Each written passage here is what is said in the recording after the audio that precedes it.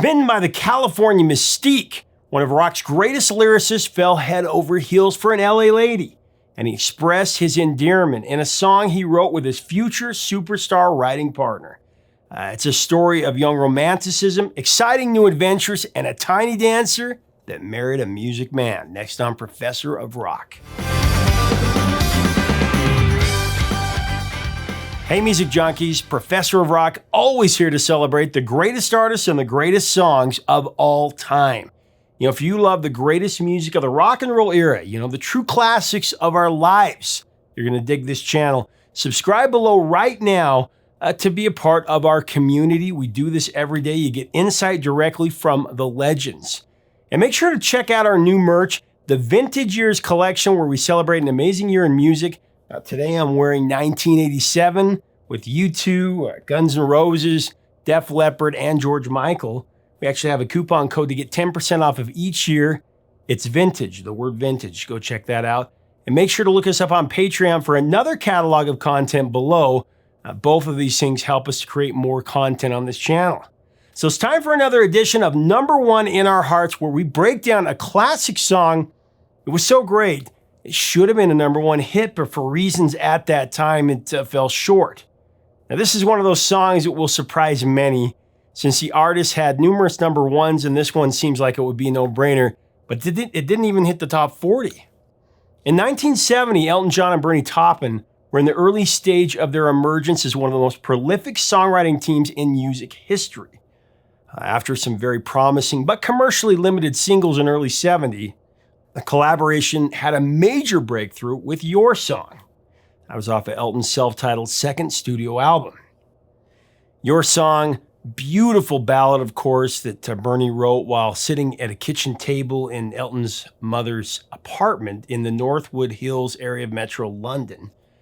The song was a smash, busting into the top 10 in many countries, including the UK, where it rose to number 7 and number 8 on the Billboard Hot 100 here in America. You can tell everybody this is your song. Despite the success of Your Song, the dynamic duo were a few years away from their superstar status, where pretty much any song they released was given the benefit of a doubt and rushed into heavy rotation. The two close friends and collaborators, they moved from London to Los Angeles to experience the California mystique, and they were immediately intoxicated with the magic of the Golden State. Bernie was a wide-eyed 20-year-old back then who was enchanted by the women of LA, recalling that he felt like a kid in a toy store. Bernie explained that the women in LA were very different from the women that he had known back home in England. The California girls were free spirits that moved in a very ethereal way, wearing hip huggers and bell-bottom jeans with lacy blouses. Again, this is back in the 70s. Bernie was intrigued by their alluring confidence, both inwardly and outwardly.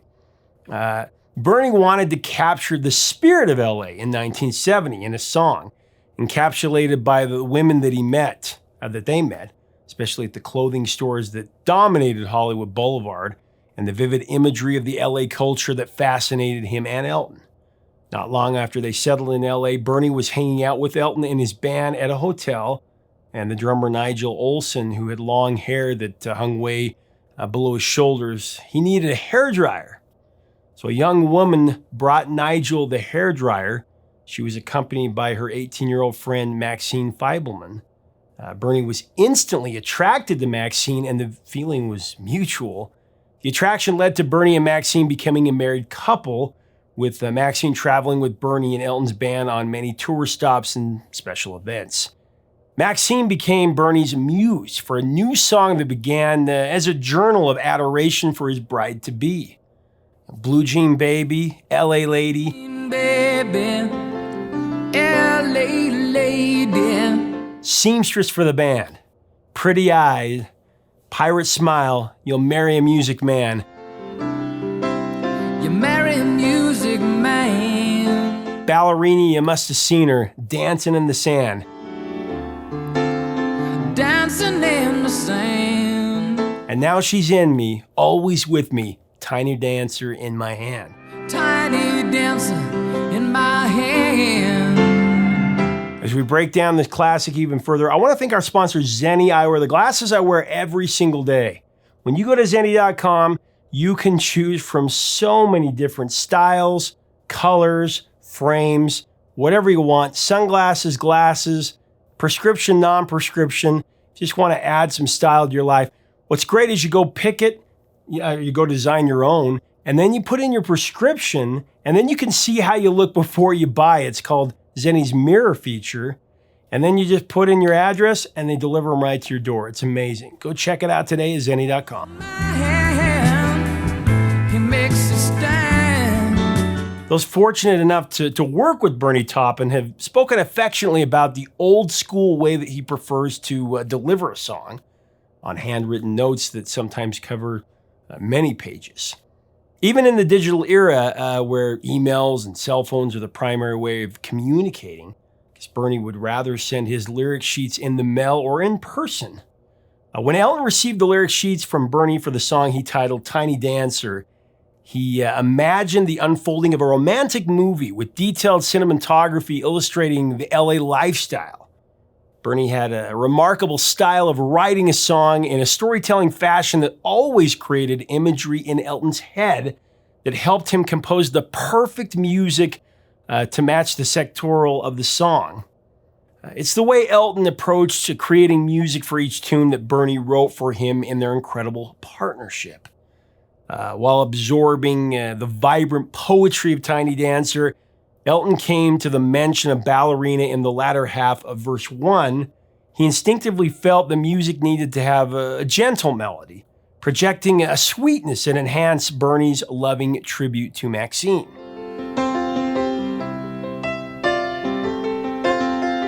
Maxine was indeed a ballerina as a young girl, and she was a petite woman, a tiny dancer, as Bernie called her. She was not technically a seamstress, as Bernie's lyric states, but she did sew patches onto Elton's jeans many times. So Maxine was like having a seamstress on tour with the band. Seamstress for the band. One of Bernie's most memorable lines in Tiny Dancer that depicted another interesting aspect of the sociological landscape of Los Angeles during the early 70s is found in verse 2, where he says, Jesus freaks out in the streets, handing tickets out for God. Handing tickets out for God. What Bernie observed on the streets of LA, or La La Land as they say, it was likely a demonstration of the so-called Jesus movement of the late 60s and early 70s. The Jesus freaks that Bernie referred to were born-again Christians that dressed like hippies and spoke out as members of a counterculture. In the LA area, there was an organization named the Alamo Christian Foundation. It was founded in Hollywood in 1969. Members of the Alamo Christian Foundation regularly proselyted. They proselyted their beliefs on the streets of LA, particularly in areas with heavy tourism. Bernie included Jesus in lyrics for the song Leave On, another latent classic from the Madman Across the Water LP that was released as a single, the greatest albums ever. For Elton John standards, Leave On did not chart well. It stalled at number 24 on the Billboard Hot 100. It didn't even crack the top 100 singles chart in the UK. Leave on wears his war wound like a crown. In the first verse of Leave On, Bernie wrote for Elton's consummate narration, Leave On wears his war wound like a crown. He calls his child Jesus. He calls his child Jesus. The Elton John-Bernie Taupin collaboration has had an incredible run. It's, of course, spanned over 50 years. From 1970 to 1979, no one had more hits than Elton John and his venerable lyricist. I love Elton. He's one of the greatest artists who's ever walked on a stage. Having said that, he couldn't have done it without Taupin's profound lyricism. And we can't forget the inspired production of Gus Dudgeon and the magical arrangements of one Paul Buckmaster, the late Paul Buckmaster. Dudgeon was the overseer that brought all the elements together on those classic Elton John records. And of course, Paul Buckmaster was the orchestral conductor for the early enthrallments, including Madman Across the Water, Hunky Chateau, and Don't Shoot Me, I'm Only the Piano Player. Some of the greatest albums ever assembled. Every track is amazing. It was largely unheralded when it was released in 1971, but over the years, Buckmaster's arrangement of Tiny Dancer is revered as a masterful work of art. The magic of a Paul Buckmaster score begins with his philosophy of the songs coming first. Above anything else, including consideration of the lead vocalist, the priority is to make the song sound as good as possible, treating each song he arranged with individual personality and character. The drama of the instruments swell as the passion of the song intensifies to build into that glorious Hold Me Closer, Tiny Dancer chorus. Hold me closer, tiny dancer. Weaving around Elton's strikingly gorgeous piano parts and his grippingly evocative vocal, Buckmaster constructed a lush string and choir arrangement for Tiny Dancer that gives the track just a higher range of sonic power. Lights on the highway. The choir that Buckmaster assembled featured 10 credited backup vocalists, including bassist Dee Murray and drummer Nigel Olsson, who are longtime members of the Elton John Band. And other notables that lent support vocals in the choir for Tiny Dancer were songwriter Roger Cook, who actually penned Long Cool Woman in a Black Dress by the Hollies,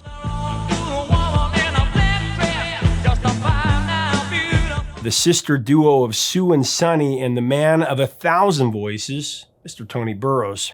Tony Burrows is arguably the most successful session vocalist of the rock era, having performed on many irresistible top 20 pop singles for 5 one-hit wonder acts between 1969 and 1975.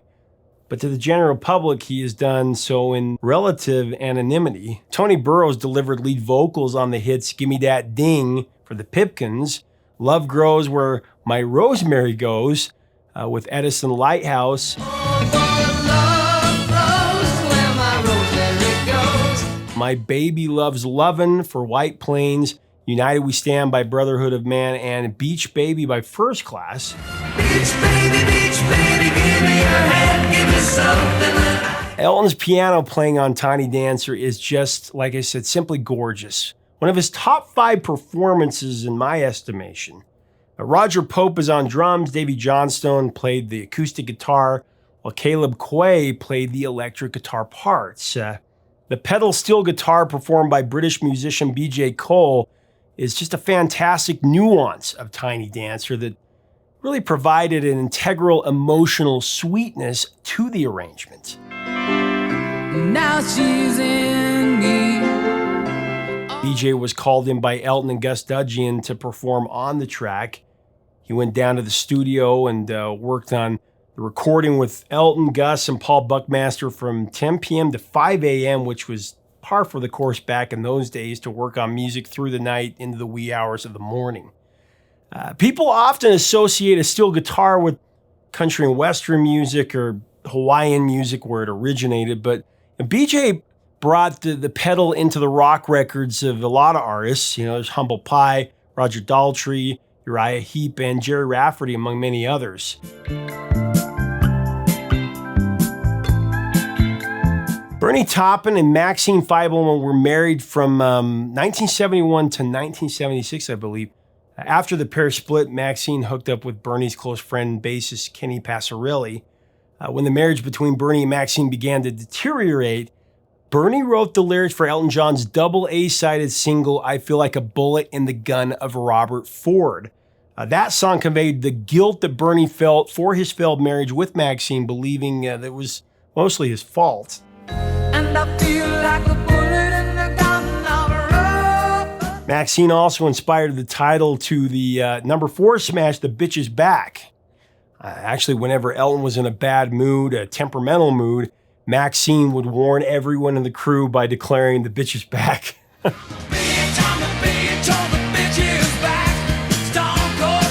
Tiny Dancer was initially a bust as a single in the US. It reached only number 41 on the Billboard Hot 100 and was not even released as a single in the UK. The album version of Tiny Dancer, that came in at 6 minutes, 17 seconds. which was twice as long as nearly every song played on AM radio in the 70s. There are radio edits that end the song following the first chorus because the first verse repeats, and those edits completely change the song's character.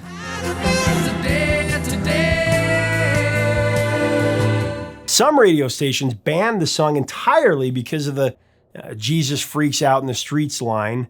The song fared better in Canada, where Elton had much of his early commercial success. It peaked at number 19. It was also a hit in Australia. I believe it climbed to number 13.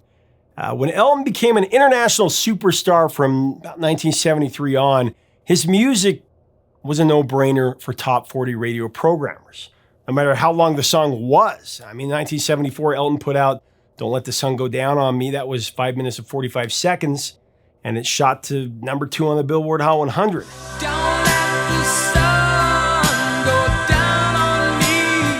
And a year later, in 1975, DJs had no problem playing all 6 minutes and 45 seconds of Someone Saved My Life Tonight, as it ascended to number 4 on the Hot 100 for Elton and Bernie. Someone saved my life tonight, sugar bear. The more popular Elton John became, the more people began to discover, or of course rediscover, all of the brilliant songs from those first 3 albums.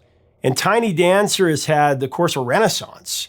The song received a big boost of popularity in the year 2000 after it was used as the feel-good sing-along track in the tour bus scene near the end of Cameron Crowe's film Almost Famous. Of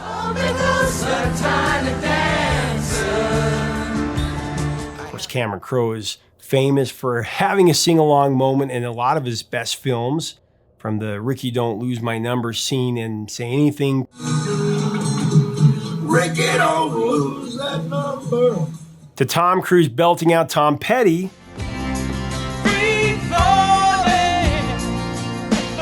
to this one. She sings her song. The song was also featured in the 1975 movie Aloha, Bobby and Rose. As you can imagine, Tiny Dancer has been covered many, many times. Versions by Red Hot Chili Peppers, there's Florence and the Machine, and Ben Folds, just to name a few. One of the most prominent renditions of Tiny Dancer is Elton's duet with country music superstar Tim McGraw to open the 2002 American Music Awards.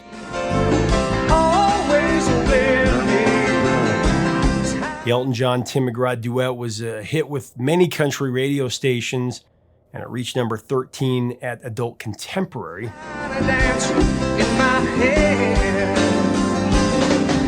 I remember when I first got my driver's license, I had this mixtape that I had made with a bunch of classic rock songs that I grew up listening to with my dad. And, I listened to this tape while I was cruising. And one time, my friend, who was only into new wave and alternative, was complaining about my choice of music, and this song came on, and I'll never forget, he said, "The lyrics in these rock songs are so stupid. Why would anyone write a song about holding Tony Danza?" I died laughing, and then actually years later, someone wrote a book about misheard lyrics, and it was called Hold Me Closer, Tony Danza.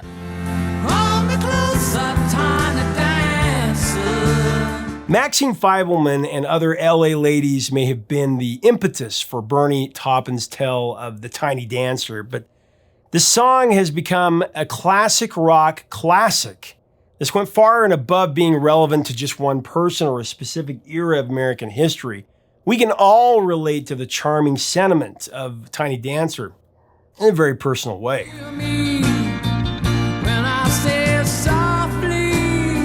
I mean, Tiny Dancer exudes that hurts so good nostalgia of past lovers, coming-of-age passions, and the exploration of mystical places that seemed like fairy tales until you actually went to those destinations, turning a dream into reality. And Elton and Bernie had an undeniable magic in their partnership to create songs like this that have been the backbone of our personal histories.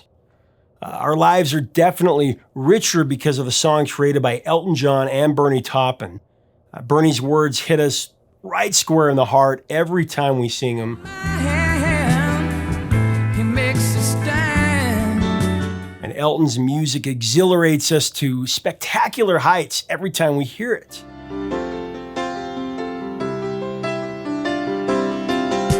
Tiny Dancer is one of those John Taupin collaborations that gives us complete soul-stirring fulfillment. The song also reminds me of falling in love in my 20s. The song made me believe that the woman that I'd fallen for hung the moon. I later found out that she didn't, and we were completely wrong for each other. But this song created those rose-colored glasses in which we view such wonderful visions and set the bar for the one who eventually would hang the moon in my world.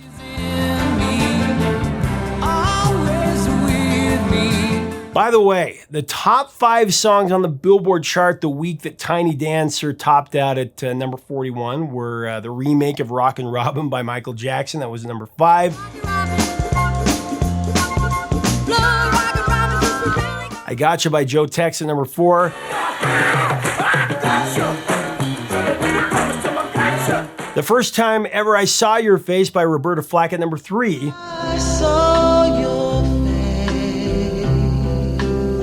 Heart of Gold by Neil Young at number 2. I've been a miner for a heart of gold. And A Horse with No Name by America at number 1. On a horse with no name, it felt good to be out of the rain. So America was spent 3 weeks at number 1. So in my imaginary world, I'm going to shave off one of those weeks and give it to Elton and Bernie. It's the least we can do for one of the greatest songs of the rock era.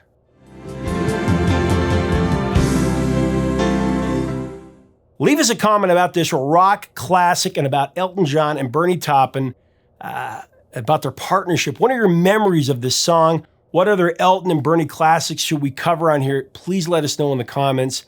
If you like our content, we invite you to subscribe to this channel.